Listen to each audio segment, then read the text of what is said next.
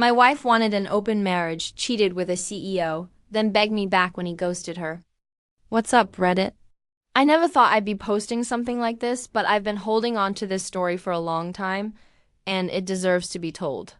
So here goes nothing. I'm a 35-year-old guy who's spent most of his life in construction. I started right out of high school and worked my way up. I don't sit in air-conditioned offices, and I don't have some trendy job title with slashes in it. I work with my hands. I build structures that stand. You'd be surprised how many people respect that until they start looking for something brighter. Anyway, I was married for 3 years to Jennifer, who's 30. She works in PR marketing. Whatever, spends more time in meetings discussing vibes than doing anything meaningful. I used to joke that I get paid to sweat, and she gets paid to write emails with emojis. For a while, everything was fine. We had our routine, shared dinners, weekend errands, the usual couple stuff. Nothing extraordinary, but consistent. We weren't fighting, weren't estranged. That's why her words, when she got back from her girls' trip, really threw me. She took a weekend trip to Dallas with her friends, just shopping, spa treatments, pricey drinks, the usual. Her best friend, Evelyn, 31, was there too. Evelyn's cool, by the way. Always full of enthusiasm, down to earth, kind of the sane one in a friend group that acts like they're on a reality show. Jennifer came back from her trip with a new perspective, a very different one, not just tired or hungover from traveling. She was in her head, distant, zoning out mid-conversation. She'd be on her phone, constantly beaming like the messages. We're stand-up comedy. I figured she just needed a minute to decompress, so I didn't push. But on Tuesday night, she dropped the bomb. Looking back, it started a few months before the trip, when Jennifer began spending more time than usual with her friend Brittany. They never used to hang out much. Brittany's always been loud. She'd preach about keeping your options open, how relationships shouldn't be cages, which is rich coming from someone whose longest relationship was with her hairdresser. Jennifer was doing weekly dinners with her now, not getting home until way too late for someone supposedly having profound conversations. Every time she came back from being with Brittany, her mood was off. She'd be overly cheerful or snappy. For no reason, like she was trying to convince herself of something. At the time, I just thought she was going through a phase or needed space. Brittany was out here giving tea talks on how to ruin your own marriage and call it self-care. We were in the kitchen. I was making eggs. She was just standing there, watching me like I was about to break her favorite mug. Then she said it casually, like she was talking about switching laundry detergent. I think we should try an open relationship. I assumed she was joking. I laughed and kept scrambling. She didn't laugh. I turned around. She was completely serious, calm, like she'd rehearsed it. I asked, "Wait, what?" She repeated it in the same flat tone as if it were no big deal. "I just think it could be good for us." "It's not a big deal. A lot of couples do that." "Okay. Fair enough, right?" "Many couples do this, like it's the new meal prep or matching pajamas. Like it's a cute little trend she found on Pinterest. Somewhere between DIY smoothie bowls and 100 ways to make your marriage fascinating again." I just stared at her, trying to figure out which version of my wife I was talking to. The Jennifer I married used to say things like, "If you cheat, I'll leave you without blinking." Now, the Jennifer in front of me was saying, "Hey, what if we just schedule that cheating instead?" So I leaned back against the counter and asked, "Where's this coming from?" She gave me one of those, "this is just how I feel right now" shrugs. I've been reading a lot about it. Brittany's in one. She says it's changed her life. Ah, there it is. Brittany. Of course. The same Brittany who thinks every terrible decision is liberating and once said monogamy was a systemic tool. The same Brittany whose idea of emotional growth is joining a new dating app every month and calling it self-exploration. I didn't even respond. I just went back to the pan and flipped the eggs. Meanwhile, she kept going. It's about growing. As individuals, about learning more about ourselves and still choosing each other, but without all the restrictions, you know? Oh, yes, totally.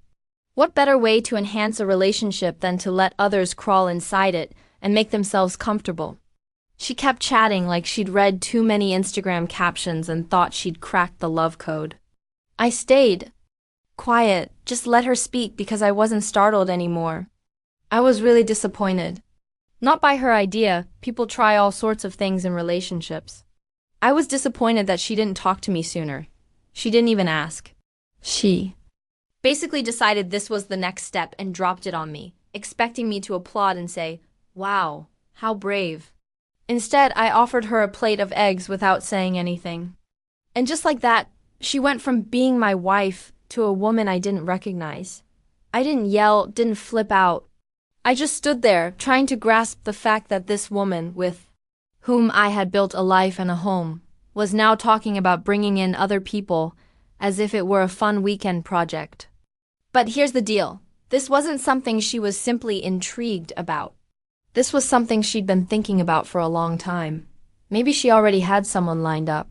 Brittany had just poured gasoline on the already burning fire. In her head, that's what my instincts were screaming. So the next day, instead of saying no, I said, "Okay." I said, "Sure, let's try it." Her eyes brightened. "You think I just offered her front row seats to Beyoncé?" She asked. "Really? You're open to it?" I responded, "If it makes you happy."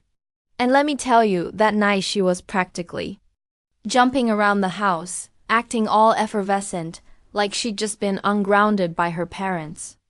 I maintained my composure, but my mind was already flipping switches. I've always felt that if you give people enough rope, they'll hang themselves. And Jennifer. She was preparing to sing. The next morning she was texting nonstop and leaving the house more frequently. New clothes, perfume that smelled more expensive than my power tools. She'd say she had coffee with a friend or every night, the same excuse, out with the gals. She assumed I hadn't noticed, but I'm not stupid. The point is I didn't react. I didn't ask questions or challenge her. I didn't even act angry.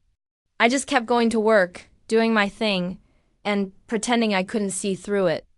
Honestly, it was easier to stay silent when I had a strong suspicion she wasn't only thinking about open relationships. She was already well past that stage.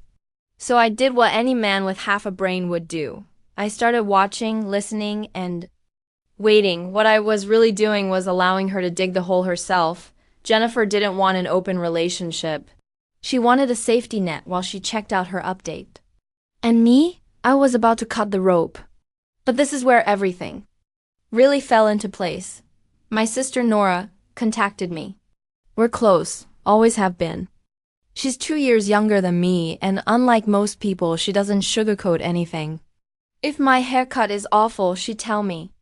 If my car smells like workout socks, she'd tell me before she even gets in. So she texts me out of nowhere. "Can we talk? It's about Jennifer." I tell her, "Yeah, come by the house." I expected her to say something ambiguous or offer me advice I'd already received. Nope. Nora entered like a sledgehammer. She sat down and said, "Leo, I know you think you're handling this whole open relationship thing like a champ, but I need you to know Jennifer is already cheating on you." That caught my interest.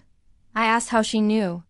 She pulled out her phone and showed me a screenshot of a group conversation she had with a girl who used to hang out with Jennifer and her friends. Jennifer reportedly told her crew during her trip that she had met someone with potential. According to the texts, Jennifer had already been chatting with a wealthy man before the girls' weekend, a CEO of a tech firm who drives a high-end car, travels for networking, and has 3 pairs of eyeglasses worth more than my truck. I was correct. She was already thinking about someone. One of the texts literally said, "If I play this right, I won't have to worry about money again." Jennifer was talking about some guy as if he were a lottery ticket. I sat there for a second trying to take it in. Not because I didn't believe it, I did. I'd been feeling weird for weeks. But to have it confirmed like that? Man, it wasn't even fury at that point. It was just a cold shock.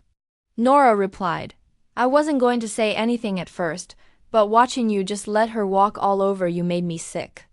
I appreciated it more than she realized. I told her not to tell anyone. Else, I wasn't prepared to respond yet, not publicly anyhow. Because when someone shows you who they are, it's wise to let them keep going. Let them get comfortable. Let them believe they are winning. Makes it a lot easier to set up the ending. Now that I understood what I knew, everything made sense. The open relationship pitch was a tactic. Jennifer sought permission to sleep with Mr. Executive, but without appearing to be the bad guy. She wanted freedom without consequences. And me? I was just meant to play along, maybe see a woman or two, let Jennifer have her fun with Rich Boy, and then either gently fade out or wait for her to make a decision. Yeah, no, this is where things took a turn. I began paying attention to Evelyn. Now, let me be clear. Nothing happened with Evelyn during this entire time, not even a tiny amount. Evelyn isn't the type of woman to throw herself at anyone. She's intelligent and well put together. And she was aware that things were chaotic, so she maintained a respectful attitude. But following the open relationship revelation, I began to reflect on all of those instances. Again, the way she stared at me while I was repairing our porch railing last year. She stayed behind to assist me clean up after Jennifer's birthday meal. She didn't flinch or gossip when things between me and Jennifer became tense. Then she texted me just a simple, "Hey, how are you holding up?" I had no idea how to respond. I just said, "Still breathing." She responded, "You don't deserve to be treated like this. I've seen what's going on. You deserve way better." That one landed differently. It was the first time someone had stated it directly. Everyone else just danced around it, but Evelyn called it as it was. After that, I started to think differently. I wasn't just the person attempting to remain cool anymore. I was the man who was plotting something. Not for the purpose of vengeance, but because I refused to let someone steal and destroy all I'd constructed while they shopped for upgrades. And yes, I did something next. The point is, I didn't have to pull off anything dodgy. All I had to do was start very casually bringing Evelyn into the picture more. It started small. She stopped by to retrieve a jacket she'd left at our place. I asked if she'd want to stay for coffee. She answered, "Sure." We talked for about 20 minutes about work, life, and how she was tired of the continual turmoil Jennifer was dragging her into. She claims Jennifer craves turmoil and then becomes enraged when things get dirty. I said, "Yeah, welcome to my world." After that, I didn't have to try too hard. Evelyn has recently begun to appear more frequently. Sometimes to drop off items, sometimes to chat while I was outside working on the vehicle. She would hand me tools, hold a flashlight, and inquire about the components. Most women would be completely bored watching a man tinker with rusty bolts. Evelyn truly listened. Meanwhile, Jennifer began to notice. That night, as I was about to fall asleep, Jennifer casually said, "You've been spending a lot of time with Evelyn lately." I didn't even pause from tying my boots for work the next morning. I simply glanced at her and asked, "Why does that bother you?" She shrugged, trying to appear unconcerned. "No, I'm just saying," I cracked a grin. Good, 'cause I wasn't asking. The next day, she began asking questions like a detective who doesn't have a warrant but really wants one. Was Evelyn here again today? Did Evelyn mention anything about me? Why is Evelyn texting you so much? I initially played dumb. She just stated that she had stopped by or wanted to borrow the drill, which was correct. Evelyn borrowed my drill once. Who knows if she truly used it or was simply trying to rattle Jennifer. In any case, the purpose has been completed. This is where things became pretty evident. Jennifer stopped seeing the CEO guy. She stated he became too intense, and she wanted space. She attempted to reattach herself to me. I started preparing more dinners. She started calling me babe again, as if it would erase everything. I returned home from a supply run one night to find her having a romantic meal. I go in and ask, "Is it someone's birthday?" She smiles and replies, "No, I just thought it'd be nice for us to spend some time together. Just like old times, right?" Old times before she tried to sell off our marriage for a fellow who presumably wears a fragrance named Liquidity. I sat down, ate quietly, and then added, "Evelyn mentioned you make a good mushroom risotto." She froze. Her whole face twitched as if her circuits had overloaded. "You talked to Evelyn about this?" "Yes, she mentioned that she used to help you with this recipe." Jennifer strained a smile so hard that I thought her cheeks might snap. After that supper, things only got worse.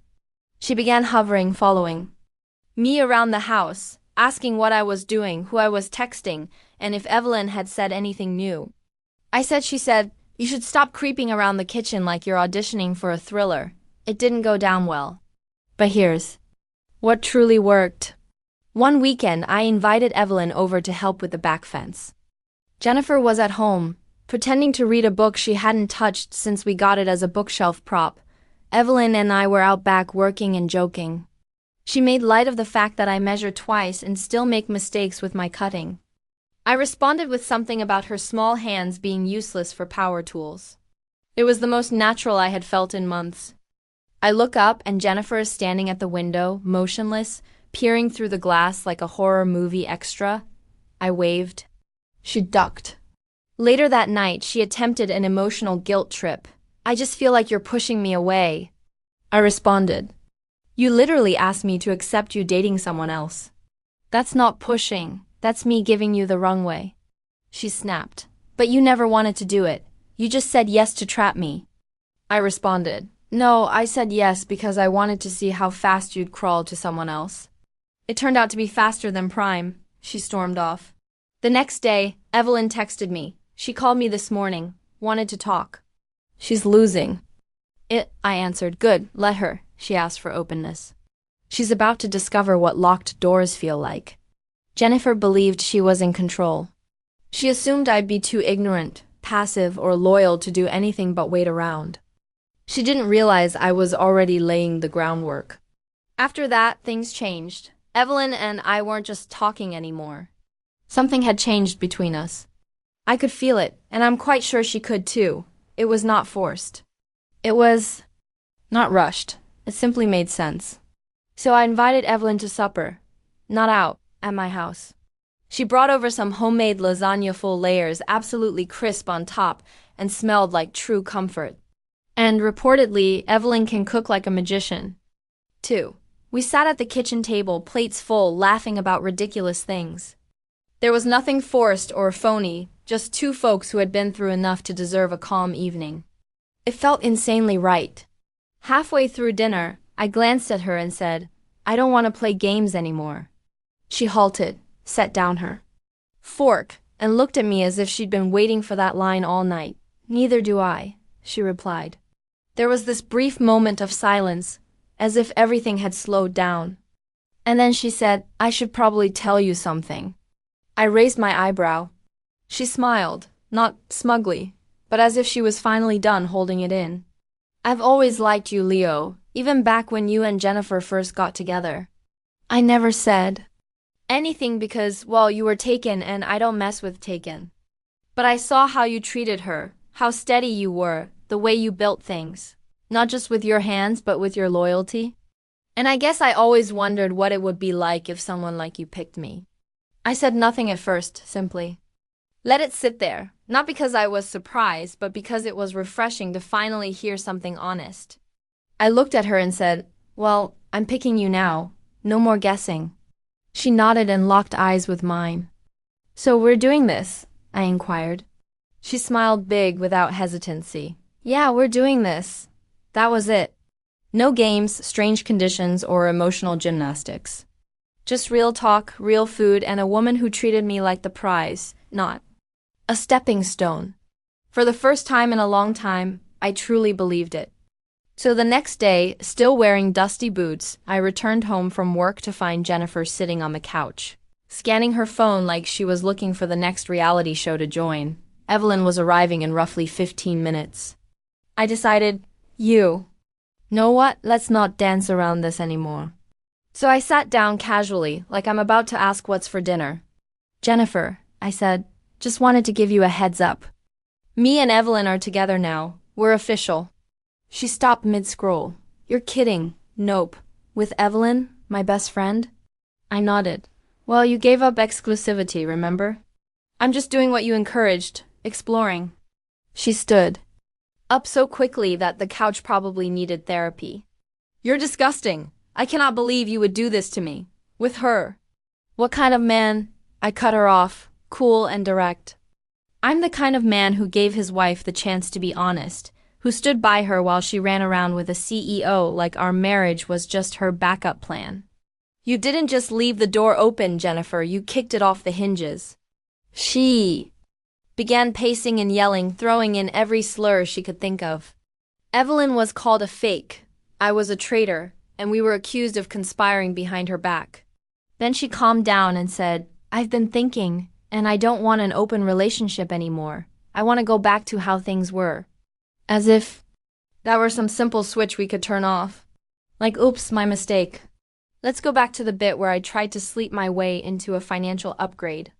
I stared at her for a second, allowing the stillness to do the heavy lifting. Then I looked her full in the eye and replied, Yeah, I've been thinking too, and I want you to start packing. Have you ever seen someone blink so fast that they appear to be buffering? That was her, completely caught off guard, as if the math didn't match in her head. You're not serious, she replies. Oh, I'm serious. Expect your divorce papers. And she staggered back a step, as if she had just realized the earth was not flat after all. You're divorcing me? She asks, sounding like the victim in a bad drama. As if I were the first one to step out. So I stated it clearly and sharply. No, Jennifer, I'm divorcing the version of you that forgot what commitment meant. The version that thought love was something you upgrade from when someone flashier comes along. The version that tossed loyalty in the trash the second it stopped being exciting for you. She opened her lips to argue, but I continued. You wanted options. You explored them. And now that the guy with the Tesla doesn't call you anymore, suddenly you remember I exist. Nah, you don't miss me, Jennifer. You miss the guy who stuck around when you didn't deserve it.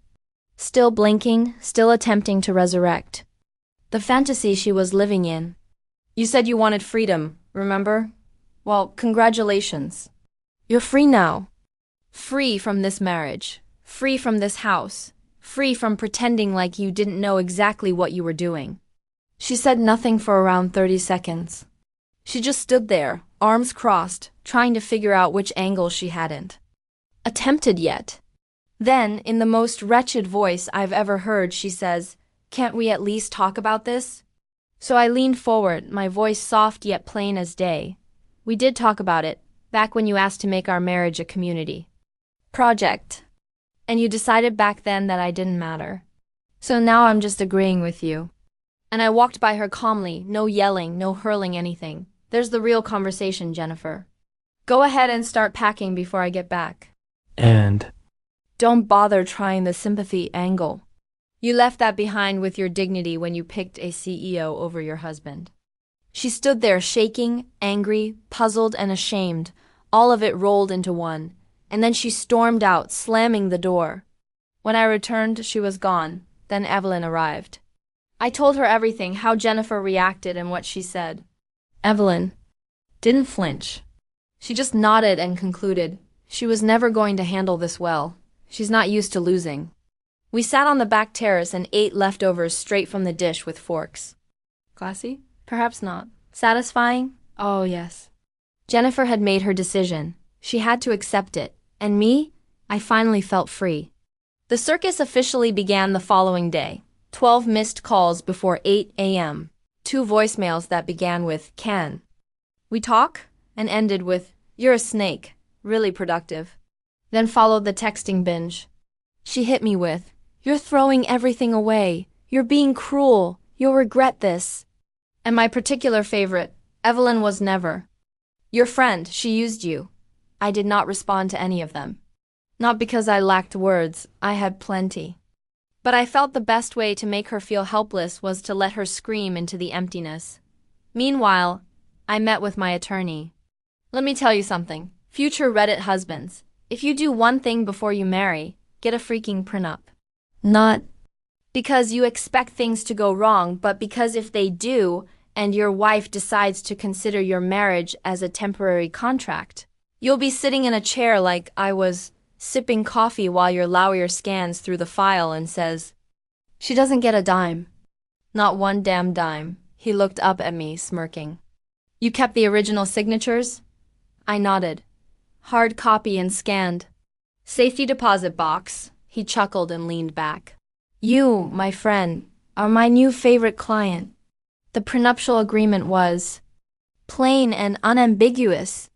Unfortunately, there was no infidelity provision, but it protected everything I owned at the time.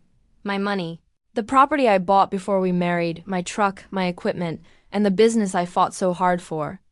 He kept reading aloud in order to twist the knife. All income from premarital business entities shall remain separate and immune to division in the event of divorce. He stared at me again. That includes the shop and those 2 rental properties. I nodded. Everything, even the lawnmowers, he laughed. Man came with receipts and weed whackers. Jennifer was only entitled to what was in her personal checking account and what she departed with. That is it. There is no spousal support. No half of anything, including the dog. She didn't want the dog anyway. She called me too clingy, as if this is a terrible thing for a pet. He slid the papers across the desk. All you have to do now is sign. We'll courier this over to her. And this is exactly what I did. I signed the divorce papers that day. My lawyer sent them to her flat. Yes, she moved into a high-rise rental. After leaving, as if she were beginning a new chapter, she contacted me again once she was served. Are you serious? I replied back with one line, dead serious. You opened the door, I'm just closing it behind you. She responded, I didn't know what was in the prenup. I merely replied, not my fault. I didn't hear back after that. But do you know who did hear from her? Evelyn. Jennifer couldn't just accept the loss and go on. No, silence is not her strong suit. Jennifer apparently showed up at her apartment uninvited, as if she were organizing an intervention. According to Evelyn, she knocked as if she was trying to break in. No warning, no text, only wrath and high heels. Evelyn opens the door calmly, as if she had expected a package rather than a tantrum. Right on cue, Jennifer enters, full drama class. You betrayed me! How could you do this to me? Evelyn did not flinch. She merely stood there with her hand on the door, as if she was considering whether to listen to her or simply walk away and let her yell at the wood. Evelyn then says quietly and directly, You wrecked your own marriage. I just decided I wasn't going to clean up the mess for you. You gave up the job, and now you're mad someone else applied. Jennifer stood transfixed, perhaps waiting for Evelyn to apologize or soften up. Instead, Evelyn told me she looked her in the eyes and said, If this is what you came here for, you can leave the same way you came in, alone. Before closing the door. While Jennifer was out here attempting to launch a one-woman pity parade, I was tightening things.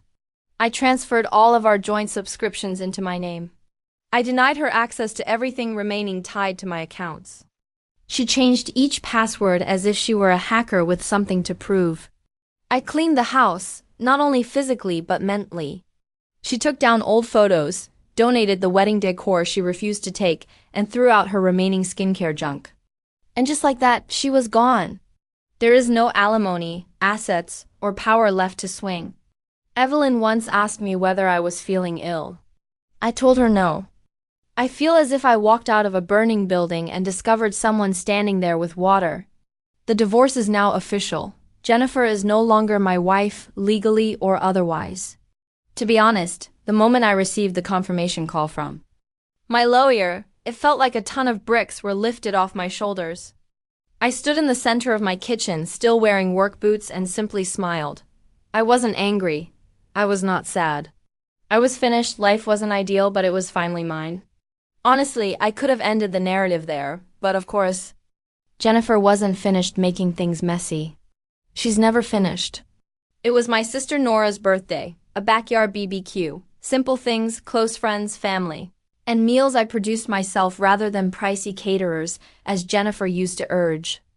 Evelyn was assisting with the decorations. Nora brought her popular potato salad. My cousin Jason was already 3 burgers deep.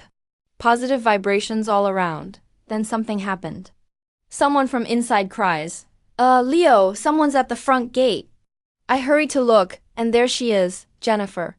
She stands at the edge of the yard as if she is returning from exile hair done, heels on, and large sunglasses, as if she's avoiding photographers.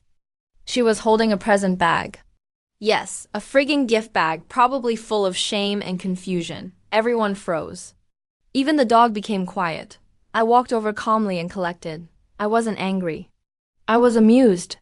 Jennifer, I answered. You're not invited. She attempted to grin. I just wanted to say hi, maybe talk. Not the time, not the place, not the guest list. She removed her sunglasses and went into her classic script. I've been thinking a lot, and I just want to give our marriage another chance. I made a mistake. I nodded. Yeah, we all saw that one coming. She continued going, I didn't realize what I had until it was gone. And seeing you with Evelyn is not your business anymore. People were watching. Nora crossed her arms from across the yard. Jennifer looked about as if she had just realized she was no longer the primary character. She asks, Can we at least talk in private? I shake my head. Nope, whatever you came here to say, save it. You had months, you had chances. You picked someone else, and now you're here because he dumped you, and I didn't. She became quiet, really quiet. Then she exclaimed, So you're just replacing me like it's that easy. I leaned forward and stated loudly enough for everyone to hear, You replaced yourself the second you gave me permission to stop being your priority. She attempted to save face. This isn't over. You can't erase everything we had. I laughed. Jennifer, you erased it. I just swept up the pieces and handed you the broom. She opened her mouth as if she were about to explode, but Evelyn went over, calm and steady. Didn't say anything, just stood next to me. That was sufficient. Jennifer stared at her as if she were waiting for a big moment. Evelyn simply tilted her head and stated, You were his past. I am his present and future, so you can leave now. Jennifer stood there for a second as if she was expecting anyone to defend her. Nobody did. She went without saying anything else. She walked immediately back through the gate from which she had entered, gift bag still in hand.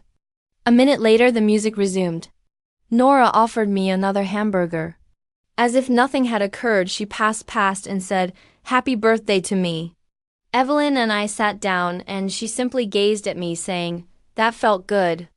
I responded, Better than winning the lottery. So that's the story. Jennifer wanted options. She took them. Then she quickly discovered that love does not come with a backup generator. She assumed I was weak enough to wait around. She was wrong. I didn't just get through it. I created something better with someone else. If anyone reading this is thinking, maybe I should give them another chance, don't. Allow them to be someone else's disaster. You've got greater things to look forward to after this. Peace. Real peace. For the record, Evelyn makes far superior lasagna. Thanks for watching and sticking around till the end.